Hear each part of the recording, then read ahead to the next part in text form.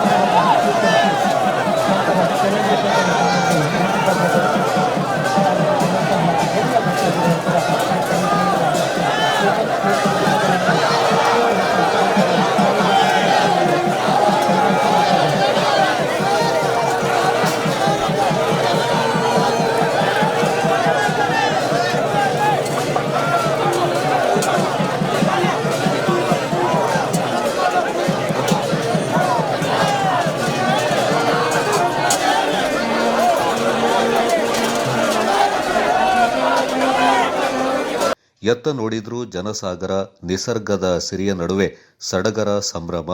ಕಾವೇರಿ ಸನ್ನಿಧಿಗೆ ದೇವಲೋಕದ ಕಳೆ. ದಕ್ಷಿಣ ಗಂಗೆ ಕರುನಾಡ ಜೀವನದಿ ಕಾವೇರಿಯ ಉಗಮಸ್ಥಾನ ತಲಕಾವೇರಿ ಶುಕ್ರವಾರ ಅಕ್ಷರಶಃ ದೇವಲೋಕವಾಗಿ ಬದಲಾಗಿತ್ತು. ಲೋಕ ಕಲ್ಯಾಣಾರ್ಥವಾಗಿ ನದಿಯಾಗಿ ಹರಿದ ಕಾವೇರಿ ಭಕ್ತರ ಕೋರಿಕೆಯಂತೆ ವರ್ಷಕ್ಕೊಮ್ಮೆ ತೀರ್ಥ ಸ್ವರೂಪಿಣಿಯಾಗಿ ಉಕ್ಕಿ ಬರೋ ಪುಣ್ಯಕಾಲ. ತುಲಾ ಸಂಕ್ರಮಣದ ತೀರ್ಥೋದ್ಭವದಿಂದ ಕಣ್ತುಂಬಿಕೊಳ್ಳಲು ಸಹಸ್ರ ಸಂಖ್ಯೆಯ ಭಕ್ತರು ಜಮಾಯಿಸಿದ್ರು. ಪೂರ್ವ ನಿಗದಿಯಂತೆ ಮಕರ ಲಗ್ನದಲ್ಲಿ 1:44 ಸರಿಯಾಗಿ ಬ್ರಹ್ಮಕುಂಡಿಕೆಯಿಂದ ತೀರ್ಥ ಸ್ವರೂಪಿಣಿಯಾಗಿ ಉಕ್ಕಿ ಬಂದ ಕಾವೇರಿಯಿಂದ ಕಣ್ತುಂಬಿಕೊಂಡ ಭಕ್ತಗಣ ಜೈ ಜೈ ಮಾತಾ ಕಾವೇರಿ ಮಾತಾ, ಕಾವೇರಿ ಮಾತಾ, ಜೈ ಜೈ ಮಾತಾ ಅಂತ ಹರ್ಷೋದ್ಗಾರ ಮಾಡುತ್ತಾ ಭಾವ ಪರವಶತೆಯಲ್ಲಿ ಮುಳುಗಿದ್ರು. ಸೂರ್ಯ ತುಲಾ ರಾಶಿಯನ್ನ ಪ್ರವೇಶಿಸಿದ 1:44 ಸರಿಯಾಗಿ ಕಾವೇರಿ ಮಾತೆ ಉಕ್ಕಿ ಬರುತ್ತಲೇ ಈ ವಿಸ್ಮಯವೊಂದ ಕಣ್ತುಂಬಿಕೊಂಡ ಭಕ್ತ ಸಾಗರ ಕಾವೇರಿ ಮಾತೆಗೆ ಜೈಘೋಷ ಹಾಕುತ್ತಾ ಸ್ವಾಗತಿಸಿದ್ರು.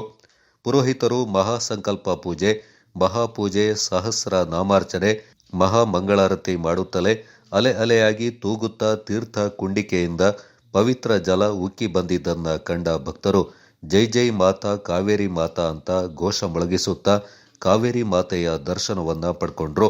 ಪವಿತ್ರ ತೀರ್ಥೋದ್ಭವಕ್ಕೆ ಎಂಪಿ ಯದುವೀರ್ ಒಡೆಯರ್, ಮುಖ್ಯಮಂತ್ರಿಗಳ ಕಾನೂನು ಸಲಹೆಗಾರರು ಹಾಗೂ ವಿರಾಜಪೇಟೆ ಶಾಸಕರಾದ ಪೊನ್ನಣ್ಣ, ಬಡಿಕೇರಿ ಶಾಸಕ ಡಾ ಮಂತರಗೌಡ, ಎಸ್ಪಿ ರಾಮರಾಜನ್, ಡಿಸಿ ವೆಂಕಟರಾಜ ಸೇರಿದಂತೆ ಗಣ್ಯ ಅತಿಥಿಗಳು ಭಾಗಿಯಾಗಿದ್ದರು.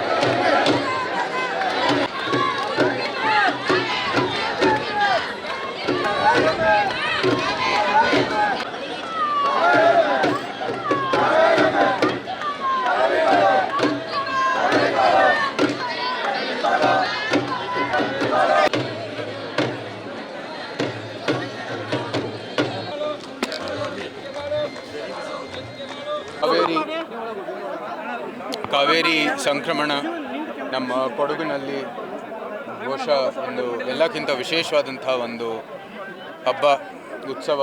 ಈ ಸಂದರ್ಭದಲ್ಲಿ ನಾಡಿನ ಸಮಸ್ತ ಜನತೆಗೆ, ವಿಶೇಷವಾಗಿ ಕೊಡಗಿನ ನಿವಾಸಿಗಳಿಗೆ ಹೃತ್ಪೂರ್ವಕವಾದಂಥ ಶುಭಾಶಯಗಳನ್ನು ಸಲ್ಲಿಸುತ್ತೇನೆ. ಆ ಕಾವೇರಮ್ಮ ಎಲ್ಲರಿಗೂ ಒಳ್ಳೆಯ ಆರೋಗ್ಯ, ಅಭಿವೃದ್ಧಿ, ಸಮೃದ್ಧಿ, ಆನಂದವನ್ನು ದಯಪಾಲಿಸಲಿ ಎಂದು ಪ್ರಾರ್ಥನೆ ಮಾಡ್ತೀನಿ. ಹೋದ ಸತಿ ನಮಗೆ ಭಾಗವಹಿಸುವಂಥದ್ದು ಅವಕಾಶ ಇರಲಿಲ್ಲ, ಒಂದು ಸ್ವಲ್ಪ ನಮ್ಮ ಕಡೆ ಕೆಲವು ಕಾರ್ಯಕ್ರಮಗಳಿತ್ತು. ಅದಕ್ಕಾಗಿ ಈ ಸತಿ ಇದಕ್ಕೆ ಬಿಡು ಮಾಡಿಕೊಂಡು ನಿರ್ದಿಷ್ಟವಾಗಿ ಇದು ಬರ್ತೀನಿ ಅಂತ ಮಾಡಿ ಇವತ್ತು ನಮ್ಮ ಕೊಡಗಿನ ನಿವಾಸಿ ಜೊತೆಗೆ ಪಾದಯಾತ್ರೆ ಮಾಡೋ ಮೂಲಕ ಇಲ್ಲಿಗೆ ಬಂದು ತೀರ್ಥೋದ್ಭವದ ಸಮಯದಲ್ಲಿ ಕಾವೇರಿ ತೀರ್ಥನ ಕೂಡ ಸ್ವೀಕರಿಸುವಂಥ ಮೂಲಕ, ಕಾವೇರಮ್ಮನ ಆಶೀರ್ವಾದ ಪಡೆಯೋ ಮೂಲಕ ಅತ್ಯಂತ ಒಂದು ನಮಗೆ ಭಾಳ ದೊಡ್ಡ ಸೌಭಾಗ್ಯ, ದೊಡ್ಡ ಪುಣ್ಯ ಅಂತ ಹೇಳ್ಬೋದು. ಸರ್, ಪಾದಯಾತ್ರೆ ಎಲ್ಲಿಂದ ಮಾಡಿದ್ರೆ ಮತ್ತೆ ನಿಮ್ಮ ಭಾಗಮಂಡಲ ಪದ್ಧತಿ ಹೇಳಿದ್ರು. ನಮ್ಮ ಅಲ್ಲಿ ಭಾಗಮಂಡಲಲ್ಲಿ ಭಗಂಡೇಶ್ವರ ಸ್ವಾಮಿ ದರ್ಶನ ಮಾಡಿದ ನಂತರ ಅಲ್ಲಿಂದ ನಡ್ಕೊಂಡು ಬರೋವಂಥದ್ದು ಪದ್ಧತಿ ಇದೆ ಅಂತ, ಸೊ ಅದೇ ಅಂತ ಮಾಡಿದ್ರು. ಸರ್, ನಿಮ್ಮ ವಸ್ತ್ರ ಸ್ವಲ್ಪ ಮಹಾರಾಜರ ಪೋಷಾಕ, ಮಹಾರಾಜ ಪೋಷಾಕಲ್ಲ, ನಮ್ಮ ಅರಸಿ ಸಮುದಾಯ ಹಾಕೊಳ್ಳೋಂಥದ್ದು ನಮ್ಮ ಲಾಂಗ್ ಕೋಟ್ ಇದಷ್ಟೇ.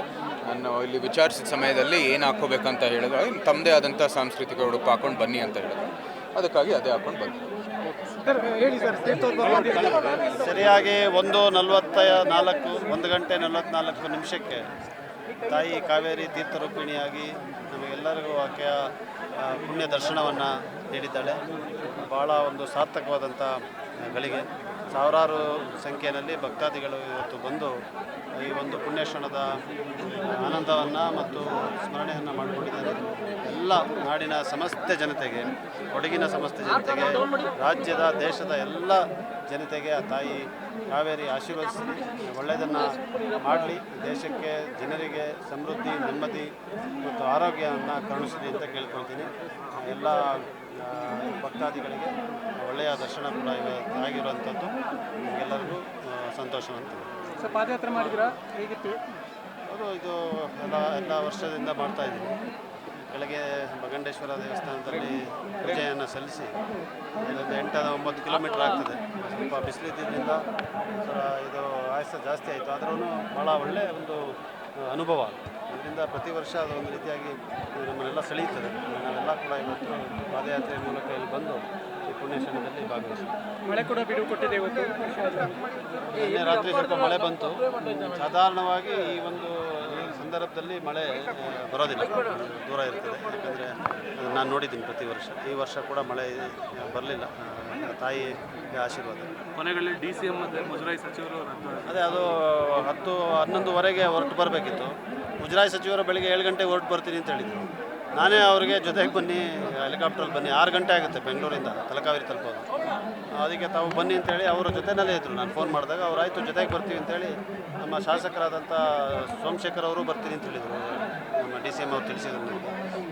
10:30ವರೆಗೂ ಪ್ರಯತ್ನ ಮಾಡಿದ್ರು. ಆದರೆ ಕನ್ನೂರಿನಲ್ಲಿರೋ ಘಾಟ್ಗಳಲ್ಲಿ ಭಾಳ ಹೆಚ್ಚು ಮೋಡ ಮತ್ತು ವಾತಾವರಣ ಸರಿ ಇರಲಿಲ್ಲ, ಪೈಲಟ್ಗಳು ಹಾರೋದಿಲ್ಲ ಅಂತ, ಮತ್ತು ಆ ರೀತಿಯಾದಂಥ ಒಂದು ರಿಸ್ಕ್ ತಗೊಳ್ಳೋದು ಕೂಡ ಆಗೋದಿಲ್ಲ. ಈಗ ನಾನು ಆಯಿತು ಬರೋ ವರ್ಷ ಬನ್ನಿ ಸರ್ ಅಂತ ಹೇಳಿದ್ದೀನಿ. ಬರೋ ವರ್ಷ ಬರ್ತೀನಿ ಅಂತ ಹೇಳಿದ್ದೀವಿ. ಆ ತಾಯಿ ಕಾವೇರಿ ನಮ್ಮೆಲ್ಲ ನಾಡು ಜನತೆಗೆ ಆಶೀರ್ವಾದ ಮಾಡಿಕೊಂಡು ನಿರಂತರವಾಗಿ ನಮ್ಮ ಭಾಗದಲ್ಲಿ ಒಳ್ಳೆ ಮಳೆನೂ ಕೊಟ್ಟು ಬೆಳೆಗೂ ಒಂದು ಒಳ್ಳೆ ರೀತಿಯಲ್ಲಿ ನಮ್ಮ ರೈತರಿಗೆ ಕುಡಿಯೋ ನೀರಿಗೆ ಎಲ್ಲ ರೀತಿಯಲ್ಲಿ ಆಶೀರ್ವಾದ ಮಾಡ್ಕೊಂಡು ಬರ್ತಾಯಿದೆ. ನಮ್ಮ ಜಿಲ್ಲೆಗಿಂತ ಬೇರೆ ಕಡೆಗೂ ಅಪ್ ಟು ತಮಿಳುನಾಡು ಗಂಟ ಏನು 400 ಕಿಲೋಮೀಟ್ರ್ ಏನು ನಮ್ಮ ಕಾವೇರಿ ನದಿ ಏನು ಹರಿತದೆ, ಆ ಭಾಗಕ್ಕೆ ಎಲ್ಲರಿಗೂ ಆಶೀರ್ವಾದ ಮಾಡ್ಕೊಂಡು ಬರ್ತಾ ಇದ್ದಾರೆ. ಹೆಚ್ಚಿನ ಸಂಖ್ಯೆ ಬೆಂಗಳೂರು ಜನತೆಗೂ ಆಶೀರ್ವಾದ ಮಾಡ್ಕೊಂಡು ಬರ್ತಾ ಇದೆ. ಅದ್ಭುತವಾಗಿ ಒಂದು ರೀತಿಲಿ ಅರೇಂಜ್ಮೆಂಟ್ಸು ಶಾಸಕರಾದಂಥ AS ಪೊನ್ನಣ್ಣವ್ರ ನೇತೃತ್ವದಲ್ಲಿ, ಅದೇ ರೀತಿಲಿ ಮುಜರಾಯಿ ಹಾಗೂ ಕಾವೇರಿ ನೀರಾವರಿ ನಿಗಮದ ವತಿಯಿಂದ ಅದ್ಭುತವಾಗಿ ಅರೇಂಜ್ಮೆಂಟ್ಸ್ ಮಾಡಿದರೆ ಸಾರ್ವಜನಿಕಕ್ಕೆ ತೊಂದರೆ ಆಗ್ದಂಗೆ ಇವತ್ತು ತೀರ್ಥೋದ್ಭವ ನೋಡಲಿಕ್ಕೆ ವ್ಯವಸ್ಥಿತವಾಗಿ ಮಾಡ್ಕೊಂಡ್ಬಂದರೆ. ನೀವು ಗೊತ್ತಿರೋಂಗೆ ವರ್ಷವೂ ಹೆಚ್ಚಿನ ಸಂಖ್ಯೆಯಲ್ಲಿ ಜನ ಭಕ್ತಾದಿಗಳು ಹೆಚ್ಚಿನ ಸಂಖ್ಯೆಯಲ್ಲಿ ಆಯ್ತಾ ಇದ್ದಾರೆ. ನಡೆಯೋಂಥ ಭಕ್ತಾದಿಗಳು ಭಗಂಡೇಶ್ವರಿ ಕೆಳಗಡೆಯಿಂದ ಮೇಲ್ಗಡೆ ನಡ್ಕೊಂಡು ಬರ್ತಾ ಇದ್ದಾರೆ. ಅದೇ ರೀತಿಲಿ ಹಲವಾರು ಭಕ್ತಾದಿಗಳು ನಿರಂತರವಾಗಿ ಈ ತೀರ್ಥೋದ್ಭವದ ಕಾರ್ಯಕ್ರಮಕ್ಕೆ ಅನುಭವಿಸ್ತಾ ಇದ್ದಾರೆ. ಆ ವಿಚಾರದಲ್ಲಿ ಕಾವೇರಿ ತಾಯಿನ ನಾವು ರಕ್ಷಣೆ ಮಾಡೋದು ನಮ್ಮ ಜವಾಬ್ದಾರಿ. ಕಾವೇರಿ ನದಿನ ಎಲ್ಲ ರೀತಿಯಲ್ಲಿ ಕಾಪಾಡೋಂಥ ನಮ್ಮ ಜವಾಬ್ದಾರಿ ಇದೆ. ಆ ವಿಚಾರದಲ್ಲಿ ಕಾವೇರಿ ತಾಯಿನ ಆಶೀರ್ವಾದ ನಿರಂತರವಾಗಿ ನಮ್ಮ ರೈತರಿಗೆ ಹೆಚ್ಚಿನ ಸಂಖ್ಯೆಯಲ್ಲಿ ಇರಲಿ ಅಂತ ಹೇಳ್ತಾ, ಇಲ್ಲಿ ಬರೋಂಥ ಎಲ್ಲ ಭಕ್ತಾದಿಗಳು ಆ ಕಾವೇರಿ ತಾಯಿ ನಿರಂತರವಾಗಿ ಆಶೀರ್ವಾದ ಮಾಡಲಿ ಅಂತ ಹೇಳ್ತಾ, ನಮ್ಮ 2 ಸಚಿವರುಗಳಾದಂಥ ಉಪಮುಖ್ಯಮಂತ್ರಿ ಆಗಂಥ DK ಶಿವಕುಮಾರ್ ಸಾಹೇಬರು, ಹಾಗೇ ರೀತಿಲಿ ರಾಮಲಿಂಗಾರೆಡ್ಡಿ ಸಾಹೇಬರು ಬರಬೇಕಾಗಿತ್ತು. ವೆದರ್ ಫೋರ್ಕಾಸ್ಟ್ ಚೆನ್ನಾಗಿಲ್ದಿದ್ದ ಕಾರಣಕ್ಕೆ ಅವ್ರು ಈ ಕಾರ್ಯಕ್ರಮಕ್ಕೆ ಬರಲಿಕ್ಕೆ ಸಾಧ್ಯವಾಗಿರಲಿಲ್ಲ. ಅವ್ರಿಗೂ ನಮ್ಮ ವೈಯಕ್ತಿಕವಾಗಿ ಪರವಾಗಿ ನಮ್ಮ ವಿರಾಜಪೇಟೆ ಕ್ಷೇತ್ರದ ಶಾಸಕರ ಪರವಾಗಿ ಅವ್ರಿಗೂ ಕಾವೇರಿ ತಾಯಿ ನಿರಂತರವಾಗಿ ಅವ್ರಿಗೆ ಆಶೀರ್ವಾದ ಮಾಡಲಿ. ಕಳೆದ ವರ್ಷ ಬಂದು ಕಾವೇರಿ ತೀರ್ಥ ಕಾರ್ಯಕ್ರಮದಲ್ಲಿ ಅವರು ಬಂದು ನಮ್ಮ ಡಿ.ಕೆ. ಶಿವಕುಮಾರ್ ಸಾಹೇಬರು ಬಂದು ನಮ್ಮ ಈ ಸ್ಥಳಕ್ಕೆ ಬಂದು ಅವರು ಆಶೀರ್ವಾದ ಪಡ್ಕೊಂಡ್ರು. ನಿರಂತರವಾಗಿ ನಮ್ಮೆಲ್ಲರಿಗೂ ನಾಡಿನ ಜನಕ್ಕೆ ಎಲ್ಲರಿಗೂ ಕಾವೇರಿ ಆ ತಾಯಿ ನಿರಂತರವಾಗಿ ಆಶೀರ್ವಾದ ಮಾಡಲಿ ಅಂತ ನಿಮ್ಮ ಮುಖಾಂತರ ಬೇಡ್ಕೊತೀವಿ. ಕೊಡಗಿನ ಜನರ ಪಾಲಿಗೆ ಕಾವೇರಿ ಕೇವಲ ನದಿಯಲ್ಲ, ಆಕೆ ಕೊಡಗಿನ ಜನರ ಕುಲದೇವತೆ, ಪಾಪನಾಶಿನಿ, ಬೇಡಿದ ವರವ ನೀಡೋ ಕರುಣಾಮಯಿ. ಹಾಗಾಗಿಯೇ ಕಾವೇರಿ ತಾಯಿಯ ದರ್ಶನಕ್ಕೆ ಇಷ್ಟೊಂದು ಭಾರೀ ಸಂಖ್ಯೆಯಲ್ಲಿ ಭಕ್ತರು ನೆರೆದಿದ್ರು. ಬ್ರಹ್ಮಕುಂಡಿಕೆಯಲ್ಲಿ ತೀರ್ಥ ಸ್ವರೂಪಿಣಿಯಾಗಿ ಬರೋ ಪವಿತ್ರ ಕಾವೇರಿ ಮಾತೆಯ ಜಲವನ್ನ ಸಂಗ್ರಹಿಸಲು ಜನರು ಮುಂಜಾನೆಯಿಂದ ಕಾದು ಕುಳಿತಿದ್ರು. ವಿಶೇಷವಾಗಿ ಕಾವೇರಿ ತನ್ನ ಸಹೋದರಿ ಗಂಗೆಯೊಂದಿಗೆ ಸೇರಿ ತುಲಾ ಸಂಕ್ರಮಣದ ಈ ಕಾಲದಲ್ಲಿ ತೀರ್ಥ ಸ್ವರೂಪಿಣಿಯಾಗಿ ಉಕ್ಕಿ ಬಂದಿತ್ತು. ಈ ಸಮಯದಲ್ಲಿ ತಲಕಾವೇರಿಯಲ್ಲಿ ಪುಣ್ಯ ಸ್ನಾನ ಮಾಡಿ ತೀರ್ಥ ಸಂಗ್ರಹ ಮಾಡಿದರೆ ಪುಣ್ಯ ಪ್ರಾಪ್ತಿಯಾಗುತ್ತೆ ಎಂಬ ನಂಬಿಕೆಯಿಂದ ಭಕ್ತರು ಭಾರೀ ಸಂಖ್ಯೆಯಲ್ಲಿ ಆಗಮಿಸಿದ್ರು.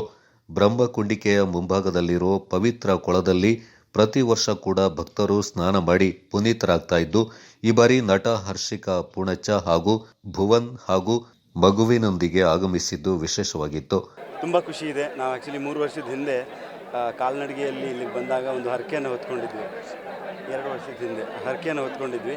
ನಮ್ಮ ಮಗು ಆದರೆ ಆ ಮಗುವನ್ನು ಕರ್ಕೊಂಡು ನಿಮ್ಮ ಪಾದಕ್ಕೆ ಬಂದು, ಅಮ್ಮನ ಪಾದಕ್ಕೆ ಬಂದು ಒಂದು ನಮಸ್ಕಾರವನ್ನು ಮಾಡಿ ಹೋಗ್ತೀವಿ ಅಂತ.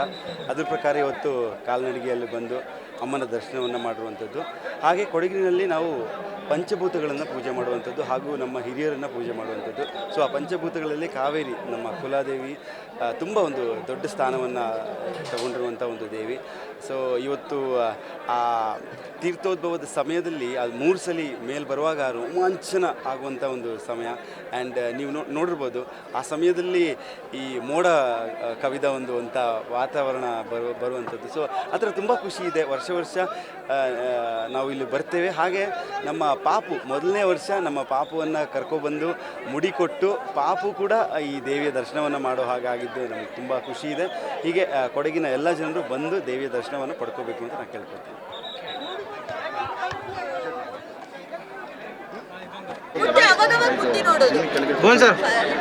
ಇದು ನನ್ನ ಪ್ರಕಾರ ಇಲ್ಲಿವರೆಗೂ ಹಿಸ್ಟ್ರಿಯಲ್ಲಿ 1 ವರ್ಷದ ಮಗು ಈಗಲೇ ಫಸ್ಟ್ ಟೈಮ್ ಅನ್ಸುತ್ತೆ ಕಾಲ್ನಡಿಗೆಯಲ್ಲಿ ಅಲ್ಲಿಂದ ಬಂದಿದ್ದು. ಕಾಲ್ನಡಿಗೆ ಅಂದರೆ ಸ್ಟ್ರೋಲರಲ್ಲಿ ಹಾಕಿಸ್ಕೊಂಡು ನಾವು ಕರ್ಕೊಂಡು ಬಂದಿದ್ದು. ಬಟ್ ನಡೆಯೋಕ್ಕಾಗಿಲ್ಲಲ್ಲ. ನೆಕ್ಸ್ಟ್